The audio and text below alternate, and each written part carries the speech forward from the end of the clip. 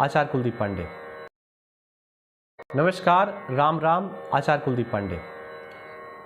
एक ऐसे योग के बारे में हम चर्चा करेंगे जिसका नाम सुनते ही मन में भाव नहीं भय उत्पन्न हो जाता है, लोग डर जाते हैं। लेकिन बहुत किस्मत वाले होते हैं वो लोग जिनकी जन्म कुंडली पर होता है कालसर्प योग। कालसर्प योग बनता कैसे है? राहु और केतु के कॉम्बिनेशन पे, राहु और केतु के एक्सेस में अगर एक तरफ ग्रह आ जाएं तो ऐसी स्थिति में जातक की कुंडली पर कालसर्प योग बन जाता है और इसका नाम सुनते ही लोग भय से डूब जाते हैं, डर जाते हैं। किसी को डराना हो कह दो आप कुंडली पर कालसर्प योग बना हुआ है, लोग केवल इसी भाव से डर जाते हैं। मैंने एक वीडियो पे आपसे चर्चा की थी कि कालसर्प योग वालों का जन्म नागलोक से होता है। नागों के पास सबसे महंगी वस्तुएं होती हैं, मणियां जो आप बना नहीं सकते, वो उन्हीं के पास होती हैं। और वो अगर अपने मुख में खा जाएं तो फिर ऐसा कहते हैं कि पता भी नहीं चलती, बॉडी को कितना भी आप चीर फाड़ लो, अगर वो मुख के अंदर मणि चली गई तो फिर उसको वापस लाना कठिन है। तो ये स्थितियां नाग की होती हैं, सर्पों की होती हैं। आंखें बहुत तेज होती हैं। एक बार किसी वस्तु को देख लें तो फोटो बिल्कुल उनके दिमाग में वो बैठ जाता है, रम जाता है, बस जाता है, निकलता नहीं है पूरे जीवन भर। आंखें इतनी तेज होती हैं, बहुत तेज आंखें होती हैं। ये जन्म कुंडली है भारत के बहुत बड़े क्रिकेटर की है, जिसको कई लोग तो उन्हें पिता भी कहते हैं। इनकी कुंडली पर भी राहु और केतु ऐसे बैठे हुए हैं और सारे ग्रह एक साथ हैं, कालसर्प योग बना हुआ है। कुंडली चर्चा में कब आई? जब इन्होंने 99 शतक पूरे कर लिए और 1.25 शतक पूरा करने पे लंबा समय लग रहा था, एक्स्ट्रा समय लग रहा था। तब ये कुंडली आचार्यों के पास गई, जाति पहले भी थी, ज्योतिषियों के पास गई और अब बहुत सारी बातें पब्लिकली नहीं कही जाती। उसके बाद कालसर्प योग का पूजन किया गया, पूजन करवाया गया, शिव जी का पूजन करवाया गया, ऐसे महादेव का जिनके मस्तक पर नाग विराजित हैं। और जब ये पूजन हुआ तब 1.25 शतक पूरा हुआ, क्योंकि 99 शतक तो ऐसे हो चुके थे। 99 और 100 एक पूरा करने पे लंबा समय लग गया। अच्छा, होता क्या है, ऐसी स्थितियां उत्पन्न कब होती हैं? जब पूर्वजों के प्रति व्यक्ति अपमान करता है। अब अपमान कई बार करता है, कई बार हो जाता है, कई बार गलती से हो जाता है, कई बार पता नहीं चलता कि मैंने अपमान किया है कि नहीं किया है। कई बार व्यक्ति की भाषा ही ऐसी होती है कि उसको लगता है मैं तो सही बोल रहा हूँ, मैंने तो कोई अपमान किया नहीं, फिर ये कैसे हो गया? एक चीज और, इसका दोष रिमूव कैसे होता है?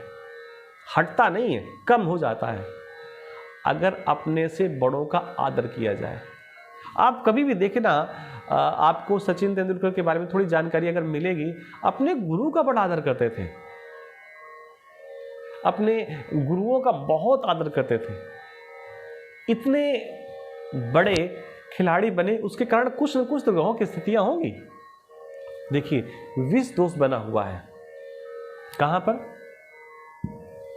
पंचम भाव पर, शिक्षा के भाव पर।